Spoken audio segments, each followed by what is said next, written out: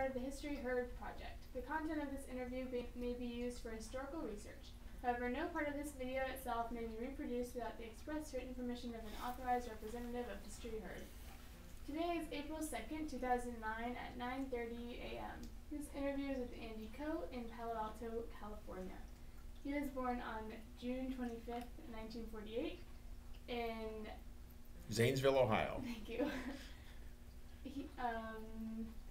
So you were part of the United Farm Workers Union with Cesar Chavez.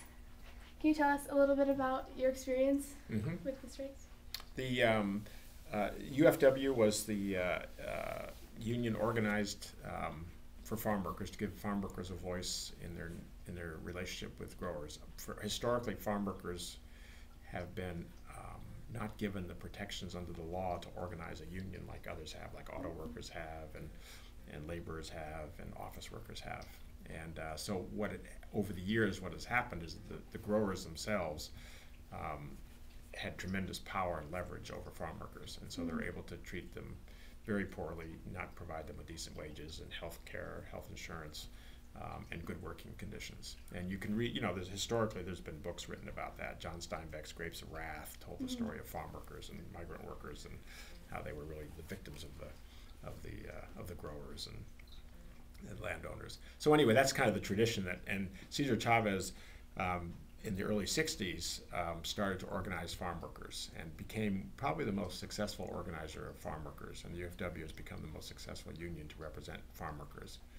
And but in the early days, in the 60s and into the early 70s, the union, because they were not given protection under the law to organize workers, and because workers were not able to choose to be represented by a union, had to rely on people, consumers in the cities, to build support for their efforts.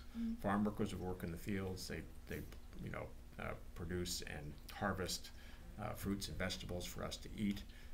So what the union did was, since they didn't have much power in the fields versus the growers, they went to consumers and asked consumers, would you be willing to support the farm workers by not eating lettuce or not eating grapes or not shopping at this particular store, as a way of putting economic pressure on the growers to be more responsible to farm workers and their needs.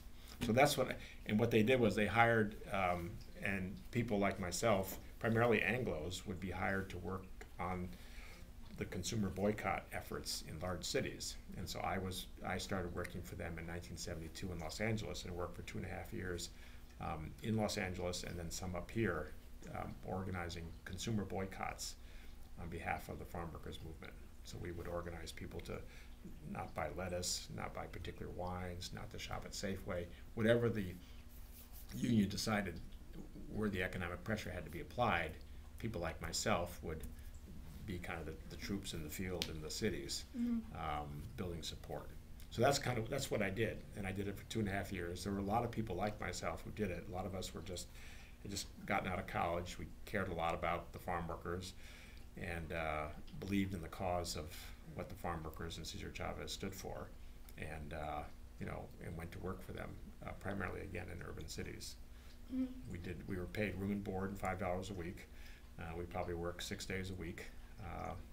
Oftentimes during the day we'd be out standing in front of grocery stores, asking people not to shop at that particular store, or not to buy lettuce, or not to eat grapes, that kind of thing, and getting their commitment on paper.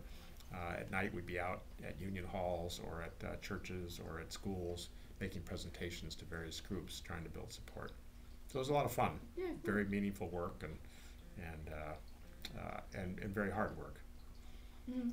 And how did you get involved with it? Well, I had heard about the farm workers. I went to Yale and lived primarily on the East Coast, but a college roommate of mine had done work for the farm workers. He was from Southern California, and he had worked for the farm workers through his church group.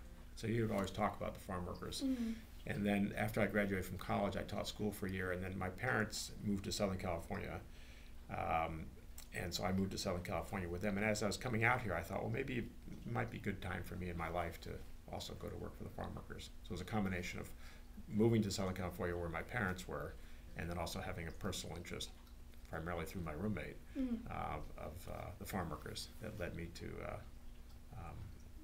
to work, to go to, to want to go to work for them. Mm-hmm. And I know that it was a very, very widespread movement all over the country. And did you ever think that it was going to be as successful and as widespread as it was when you were working for it? Well, I was aware, when we were in it, we were aware that we were having a lot of success and we were getting a lot of publicity for the efforts. I mean, Cesar Chavez was one of the major public figures in our life in the mid-60s and probably into the mid-70s. He lived longer than that, but I mean, he, along with Martin Luther King and of course the Kennedys, were major public figures during those times, and so I was aware of that going into it. In retrospect, we didn't really have as much success as we should have or would have been appropriate in terms of the farm workers. I mean, the union movement itself had its peak in the late 60s and into the early 70s. Farm workers today still don't have protections under national labor relations laws to organize themselves. There are laws in California that were passed in the mid-70s that do give farm workers the right to organize, but even those laws have been watered down. So I think in many ways the condition of farm workers relative to other workers has not improved that much. It has improved some, but so your question about having the success, and I mean we did see some successes, and that was certainly rewarding and gratifying. But overall, I think there's still a lot of abuse that happens for farm workers, and the successes have not been as great as they should be. And what was Cesar Chavez like as a leader? Very inspirational. He had a firm commitment and a strong set of principles and belief system that really drove him. He was an absolute disciple of nonviolence, believed a lot, learned a lot from Gandhi, and of course Martin Luther King, but absolutely believed that nonviolence was the only way that farm workers could be successful, that the violence of the growers, in his mind, could not be met with violence, that would not be successful, that to appeal to a broader mass of people, that the farm workers had to be nonviolent. So he was very, very principled. He was also very smart politically and very savvy, and it just, an amazing leader. And the workers themselves were inspirational. For me, an Anglo, not a farm worker, coming from a pretty comfortable background, to see farm workers really care about their life and what they were doing and what they had to endure, was pretty inspirational.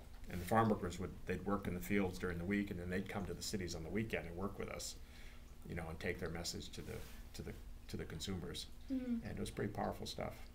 Pretty powerful stuff. So has your work influenced your life today? Well, I always say that I was fortunate I had good undergraduate education at Yale. I never went to grad school, but my graduate degree is in community organizing from Cesar Chavez and the farm workers.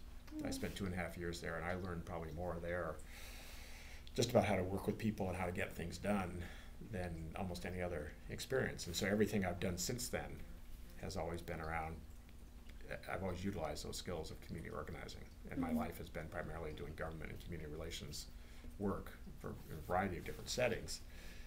But I still utilize the techniques and the skills and the, bank on the experiences that I had with UFW. So it's been really very personally very meaningful for me. And you're doing something you believed in. It isn't often that you can do things that you really believe in. There's always other things in mind. You got to worry about supporting your family, or you got to do this, that, the other thing. But not that I don't do things. I usually do the work I've had. I do believe in the stuff that I've worked over the years. But this was truly a real labor of love to be involved in something like that. Well, thank you very much. Okay.